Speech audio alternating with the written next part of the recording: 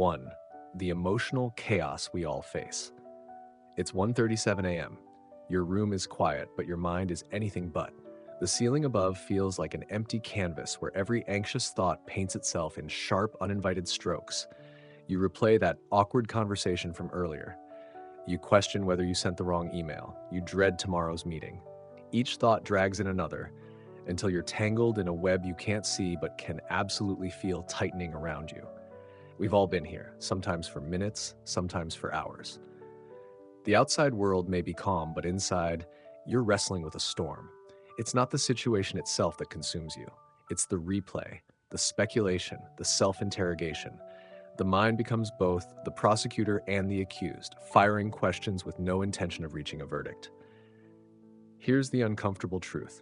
Often the event we're obsessing over isn't the real problem. It's our reaction to it, our interpretation, our inner dialogue, our relentless what-if game that feeds the chaos. If someone cuts you off in traffic, that's 1 second of life, but replaying it for the next hour, that's your choice, even if it doesn't feel like one. So the question is, how do we take back that choice? This is where Stoicism steps in, not as a distant, ancient philosophy meant for marble statues and dusty libraries, but as a living, breathing guide for ordinary human chaos. It's not about pretending you're a rock that feels nothing. It's about learning to stand steady when the waves hit. It's about creating enough inner space to see the difference between what's in your control and what isn't, and then acting accordingly. Marcus Aurelius, the philosopher-emperor who knew a thing or two about pressure, left us a line that feels like it was written for our restless midnight hours. You have power over your mind, not outside events. Realize this, and you will find strength. It's deceptively simple. Power over your mind? We all like to believe we have it. But think about the last time your emotions hijacked your day.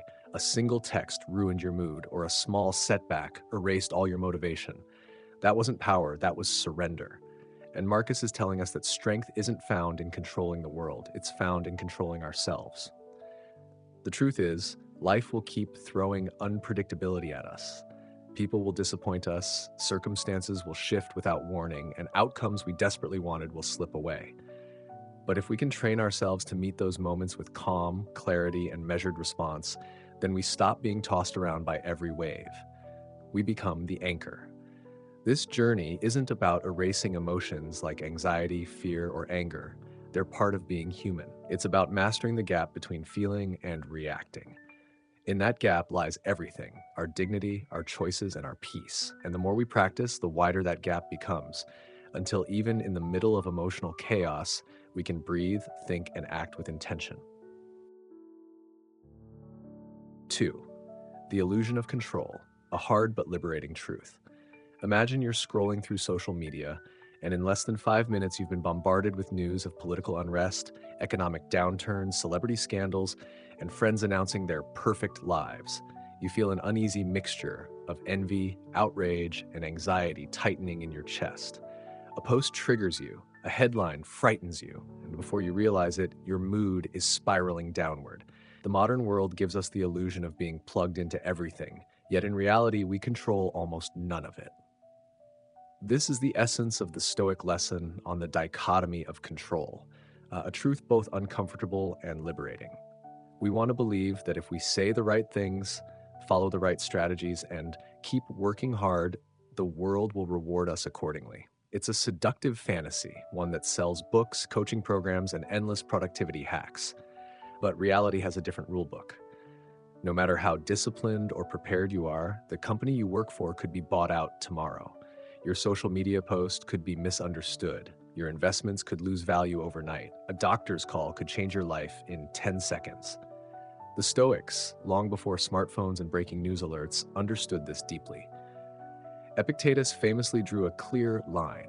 On one side are the things we can control, our judgments, choices, and actions. On the other side are the things we cannot, everything else. The temptation is to blur that line, to convince ourselves we have more power over the uncontrollable than we really do. That is where our suffering grows. I remember a time when I poured months of energy into a project at work. I sacrificed weekends, skipped family gatherings, and even lost sleep, fine-tuning every detail. I believed that my dedication would guarantee success. Yet, when the time came, a sudden shift in company priorities rendered the project irrelevant. The frustration was immediate and intense. I felt betrayed by reality itself, angry that my effort didn't match the outcome. But in the days that followed, I realized the painful truth. My control had always been limited to my work ethic, creativity, and problem solving, not the final decision. That realization stung, but it was also strangely freeing. If the outcome wasn't mine to own, neither was the burden of disappointment. This is where Stoicism offers a mental exercise that can reshape your peace of mind. Take a blank sheet of paper and draw two columns. Label one controllable and the other uncontrollable. Under controllable, list actions, habits, and choices that are entirely within your grasp. Your effort, your attitude, your response to setbacks. Under uncontrollable, write everything else: the economy, other people's opinions, natural disasters, that random luck. Now here's the critical part. Commit to investing your energy only in the first column. This doesn't mean ignoring the uncontrollable, it means acknowledging it without giving it your emotional sovereignty. The moment you mentally sort your worries into these two lists, you begin to reclaim power that was always yours. There is profound peace in surrender, not the passive defeatist kind, but the active choice to stop fighting battles you can't win. When you accept that life is largely unpredictable, you stop wasting energy trying to bend reality to your will. Instead, you channel that energy into becoming adaptable, resilient, and calm in the face of uncertainty. The modern world constantly tempts us to believe that total control is just one more system, hack, or motivational speech away. But chasing that illusion is like trying to hold water in your hands.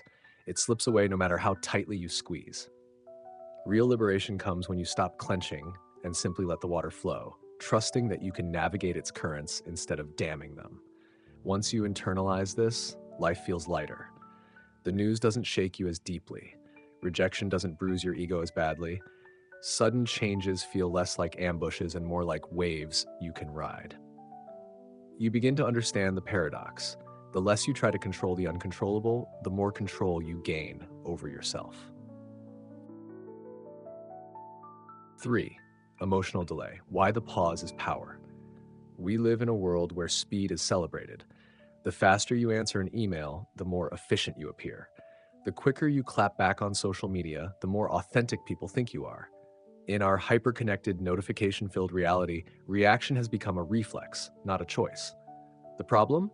Reflexes are often driven by the rawest, least thoughtful parts of ourselves. Think about it. Someone sends you a passive-aggressive message at work. Before you've even processed it, your fingers are already flying across the keyboard, crafting a razor-sharp reply. Or maybe your phone pings with a political post you disagree with, and your thumbs are halfway through a fiery comment before you realize you're not just debating an idea, you're trying to win a war against a stranger. This is the tyranny of immediacy. It tricks us into believing that fast equals right, that the first thing we feel is the truest thing we know. But Stoicism teaches a different reality. Between stimulus and response, there is a space, and in that space lies your power. The sacred gap. The Stoics wouldn't have called it lag time or buffering, but they understood the same truth that modern psychology now confirms. Our minds need a moment to catch up with our impulses. Epictetus put it bluntly, if someone succeeds in provoking you, realize that your mind is complicit in the provocation. What he's saying is that the provocation itself isn't the enemy. It's our immediate, unexamined reaction that does the damage. That tiny pause, that heartbeat between what happens and what we do next, is sacred space. It's the place where anger can dissolve into understanding, where fear can transform into caution, where pride can give way to humility. Without it, we're simply running on autopilot, letting emotions dictate the steering wheel.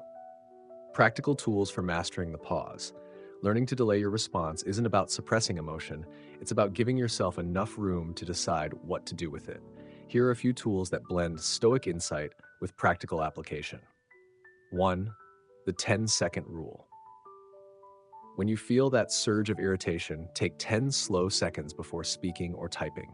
Count them out in your head. This isn't about being robotic, it's about creating space for your higher judgment to arrive.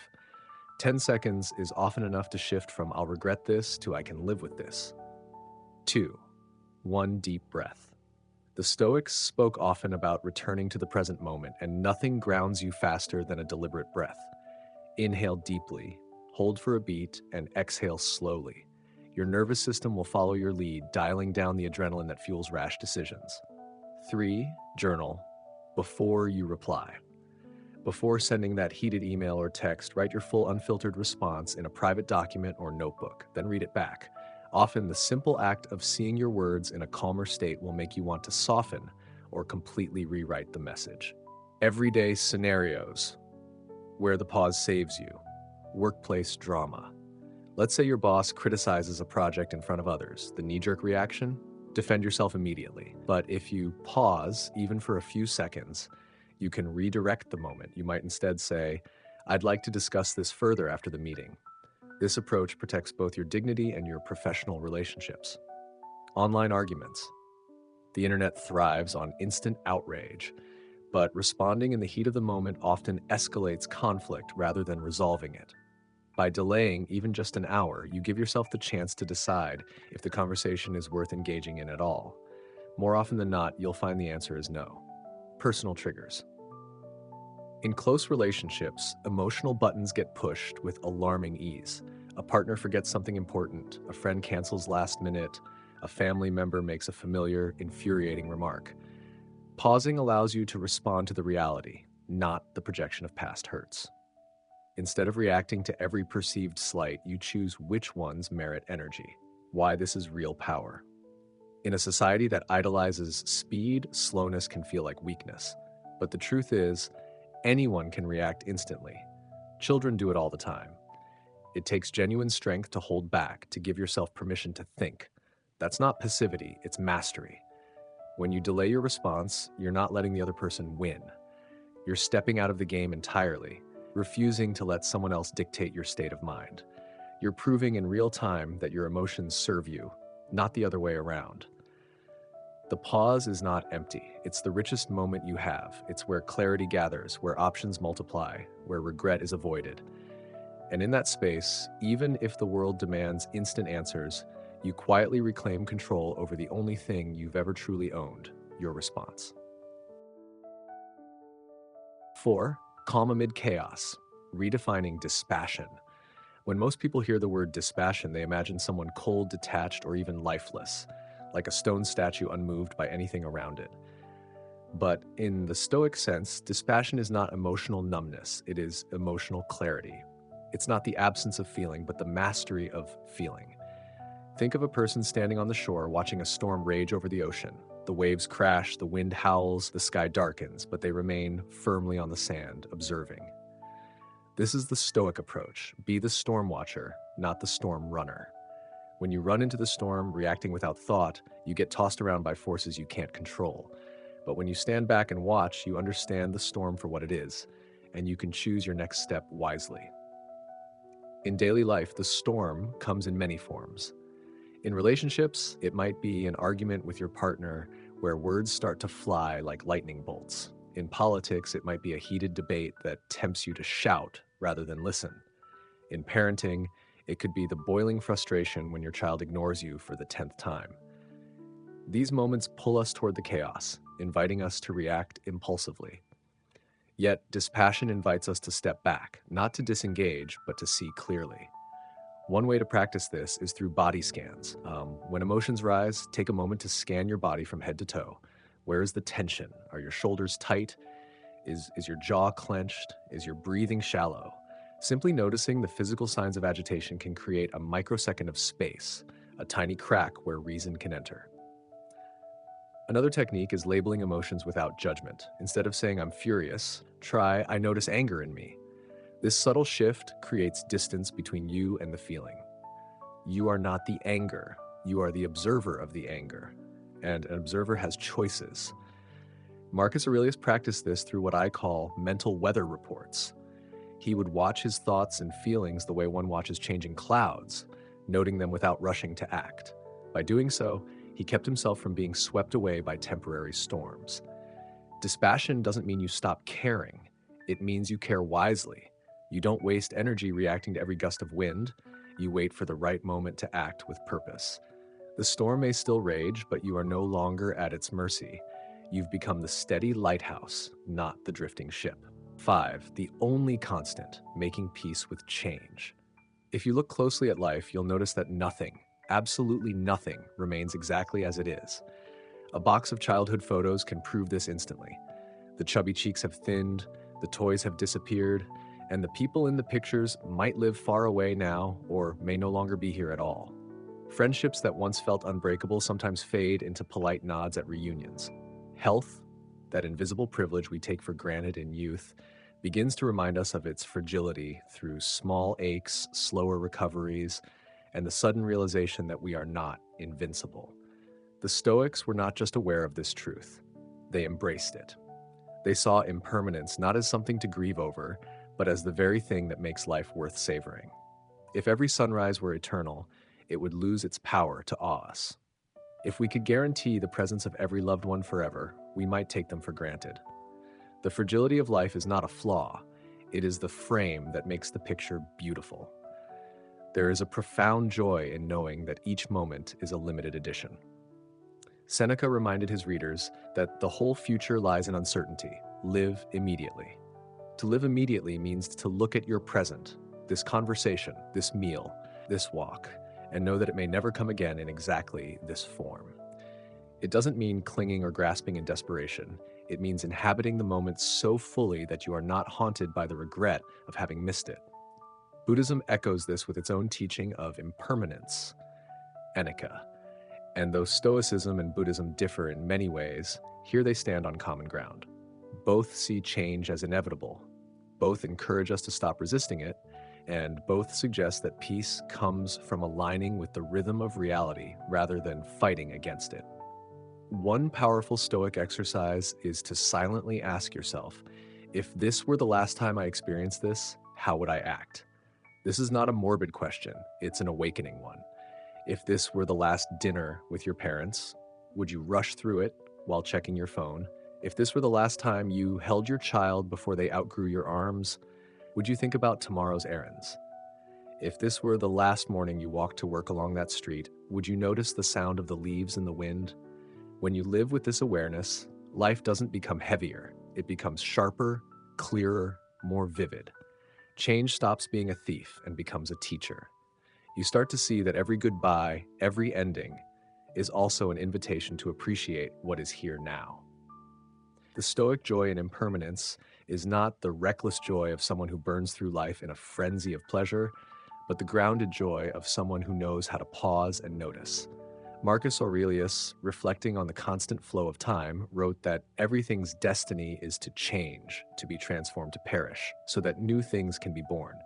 This is not a lament, it's a statement of harmony. Change is the engine of renewal. When we fight change, we suffer twice, first from the event itself and then from our resistance to it. Accepting impermanence is not passive resignation, it's the decision to meet reality on its own terms. You don't have to like every change, but you can stop pretending you can stop it.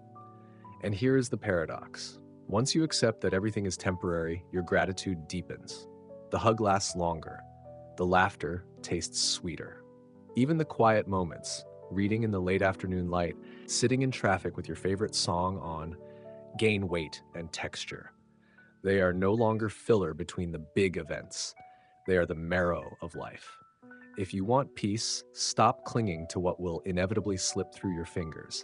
Hold things the way you would hold a butterfly, lightly enough to let them go, but attentively enough to fully see them before they do.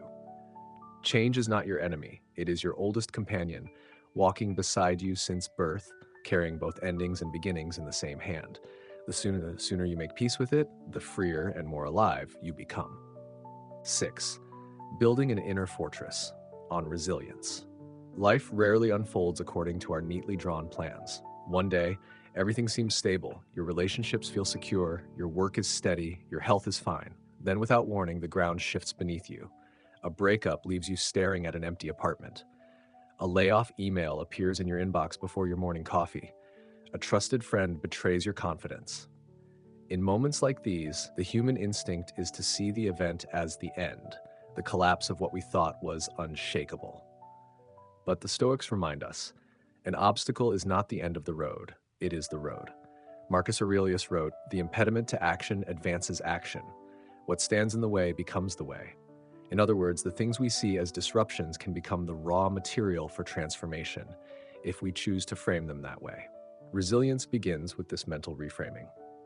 Instead of asking, "Why me?" which keeps you stuck in the role of the victim, you ask, "What now?"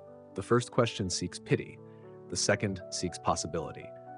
I remember a time when I felt my own foundations crumble. Years of work toward a professional goal ended in rejection. At first, I sank into bitterness. My mind was a loop of unfairness, incompetence, theirs, not mine, of course, and self-pity.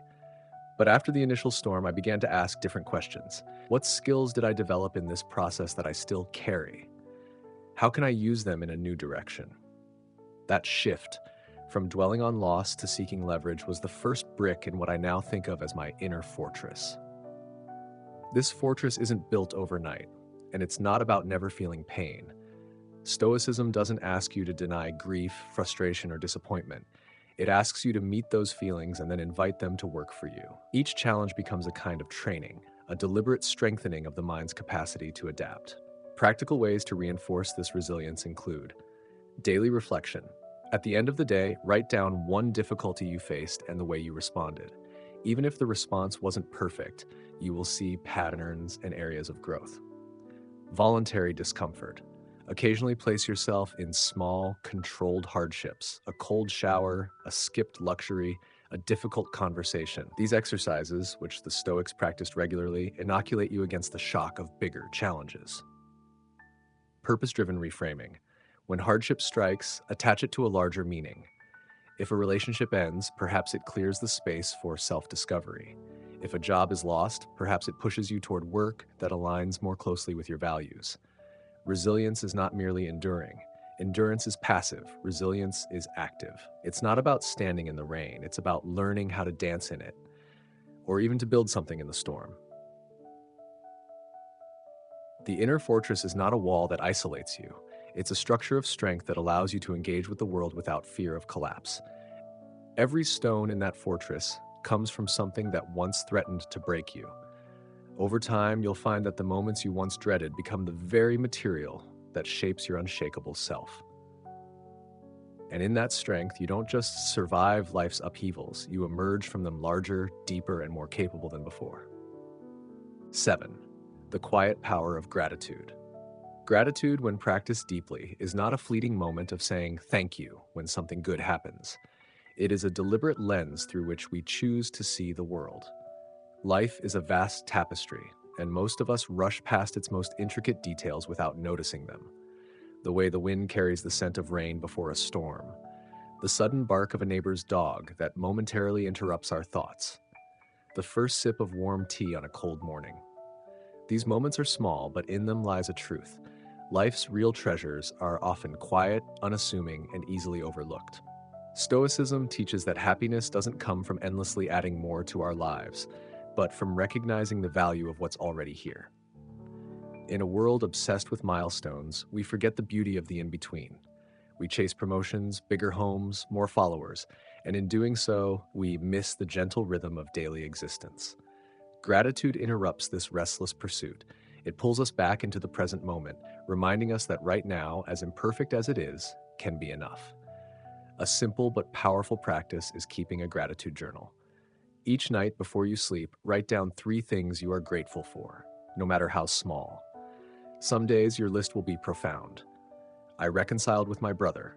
Other days it might feel almost trivial. The sunlight fell perfectly on my desk. But over time, you begin to see patterns. You realize that the days you were happiest had less to do with grand events and more to do with noticing the life already blooming around you. Writing thank you letters, whether you send them or not, can also transform your perspective. Expressing appreciation forces you to articulate what someone means to you. It sharpens your awareness of your connections and reinforces the truth that you are not navigating this life alone. This act, though simple, can be a deep source of strength on difficult days because it reminds you of the web of kindness and support that surrounds you. The Stoics also practiced something that might sound paradoxical: negative visualization. At first, it can seem grim, imagining the loss of something or someone you love. But its purpose is not to depress you, it is to awaken you. When you briefly imagine that today might be the last time you see a friend, the last time you walk in your neighborhood, or the last time you enjoy your health, you stop taking them for granted. Every interaction becomes richer, every goodbye more meaningful, every sunrise more precious. Gratitude in the Stoic sense is not naive optimism. It doesn't require denying pain or pretending that everything is perfect. Instead, it's the steady acknowledgement that even amid hardship, there are still things worth cherishing. A warm meal after a long day, a conversation that makes you laugh unexpectedly, the way your own breath feels when you slow down enough to notice it. Life will never be free from struggle, but gratitude ensures that it will also never be empty. It is the quiet power that anchors you, no matter how chaotic the world becomes. 8. Values as a North Star, living in alignment. In our hyper-connected age, it's easy to forget what truly matters to us. We scroll through curated images of other people's lives, absorb the noise of constant opinions, and chase goals we never stop to question. We tell ourselves we value peace, yet we fill our days with chaos. We say we value honesty, but we make small compromises to fit in. This fragmentation is exhausting, not because we're doing too much, but because we're doing too much that does not belong to us. Stoicism offers a deceptively simple anchor: live according to your values, not society's values, not your parents' expectations, not what trends demand. Your values. They are your inner compass, the quiet coordinates that, if followed, will always point you home. But here's the challenge. Most of us have never clearly defined them. We think we know our values, but when pressed, we hesitate or answer vaguely. So here's a quick exercise. Pause for 1 minute. Write down 3 words that you want your life to embody, not just this week, but across the decades. Words that, if carved on your tombstone, would make you proud. Maybe it's truth, courage, kindness, maybe discipline, curiosity, service. Whatever they are, make them yours. Once you have them, ask yourself, how do my daily habits reflect or betray these words? If you say you value health, do your actions honor your body? If you value presence, do you give people your full attention, or are you always half scrolling through your phone? This isn't about guilt tripping yourself. It's about noticing the gap between intention and reality, and then closing it. When we live out of alignment with our values, we often feel guilt or shame. But Stoicism reframes these emotions as signals, not punishments. They are reminders that we've drifted off course. The solution isn't self-condemnation. It's gentle but firm realignment. Like a sailor adjusting the sails, we can steer ourselves back toward our chosen north. Living by your values won't always be easy. It will require saying no to things that glitter but don't serve you. It will mean disappointing people who benefit from your lack of boundaries. It will mean walking away from paths that once felt safe but no longer feel true. But the reward is clarity, a life where your choices, however small, are infused with purpose. Because when your values guide you, you stop chasing every passing wave. You stop measuring your worth by other people's yardsticks. You move with intention, even in uncertainty. And slowly, your life becomes less about avoiding the storm and more about steering confidently through it, knowing exactly where you're headed. 9. Tools for Stoic practice. Stoicism is not just a philosophy to be admired from a distance. It is meant to be practiced daily. One of the most powerful tools the Stoics left us is journaling. Marcus Aurelius' Meditations was not a book he intended to publish. It was his private exercise in self-examination. Every night he wrote to himself, not to impress others, but to sharpen his thinking, clarify his values, and hold himself accountable. A Stoic journal is not about documenting events like a diary. It is about cultivating wisdom through reflection. The structure can be simple. Each day you might ask yourself 2 core questions. What did I do well today? This forces you to recognize progress and give yourself credit for your efforts, however small. It builds confidence rooted in action rather than empty affirmation. What could I do better? This is not a self-punishment ritual. It is a gentle but honest way of identifying gaps between your ideals and your behavior. It turns mistakes into lessons rather than sources of shame.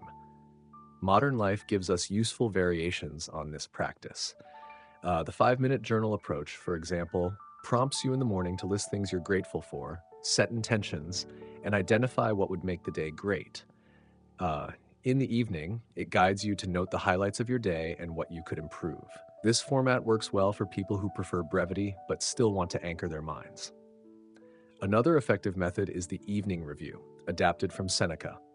At night, before bed, you mentally replay your day as if you were both the actor and the critic.